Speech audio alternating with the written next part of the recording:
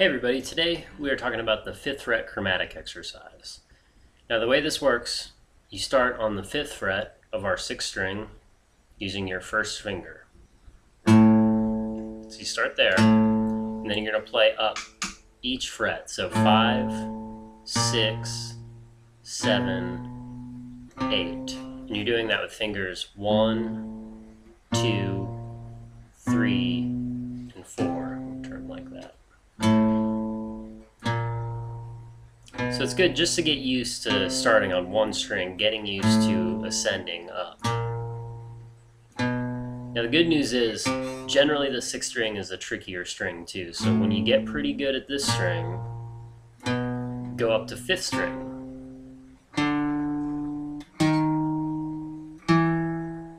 When that feels good, go up to 4. And so this is how you want to practice the scale once each string feels good.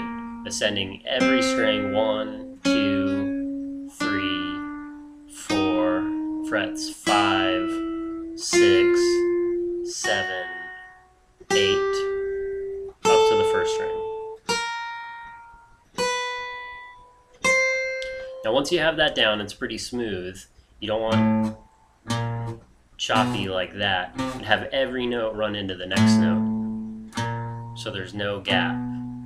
Once that's feeling pretty good, you'll descend. So starting on 8th fret with our 4th finger of the first string, go backwards.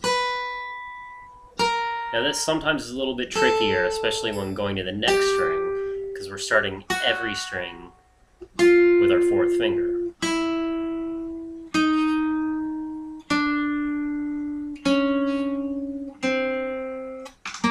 Now you see, I'm anticipating the next string. See, my pinky is right above that string it's going to go to. That's exactly what you want. You don't want the pinky to come way out here and have to come back in to jump. So that's how you connect ascending and descending.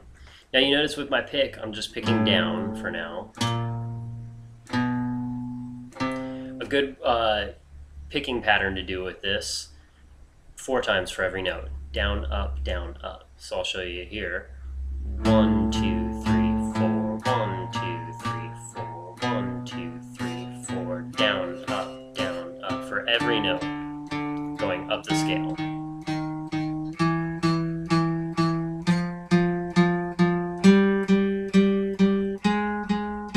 You just want to keep a very controlled, comfortable tempo.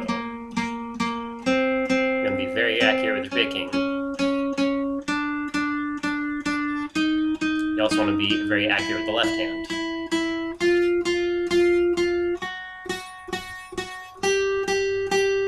And so on and so forth. So when you're ascending, do it 4 times every note, then descending 4 times every note. When that feels good, do 2 times. Now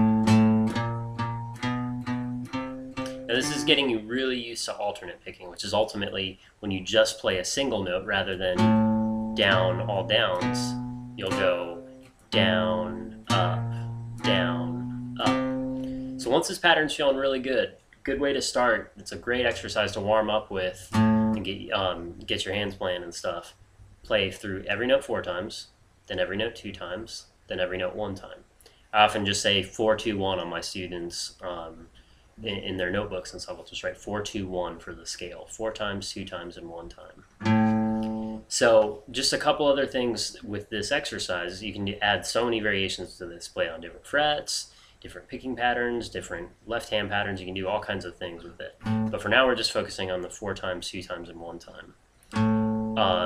With our left hand here, you'll see one trick to keep that pinky, that 4th finger above the bass string. So I got my elbow tucked in. My elbow's tucked in, just hitting my side here. Very easy for me to just flop down on that bass string. If my elbow's out, then my pinky wants to be out, and I've really got to reach for it. So one good thing to check, elbows in when you're playing on the bass strings. I'll just tap the strings here quickly, but watch what my elbow does as I ascend up the scale. So my elbow starts to go out. So when I'm on the first string, my elbow's a little further out. When I come back down, elbow goes in. So elbow goes out, elbow goes in. exactly what you want. Just a little bit of movement there, and that'll help reach that string. And the other thing that'll help, generally our first finger will be a little bit more on its side. It won't be so much up on its tip like that, but a little bit on its side. Now these other three fingers, 2, 3, 4, will be slightly more on their tips. So a good thing to check, you can see my first finger here, a little flatter. These are a little more round. That helps keep it in position. You don't have to strain too much, and it's a little bit easier to play. So I'll go through it 4 times, 2 times, 1 time, just to show you. Great way to practice this.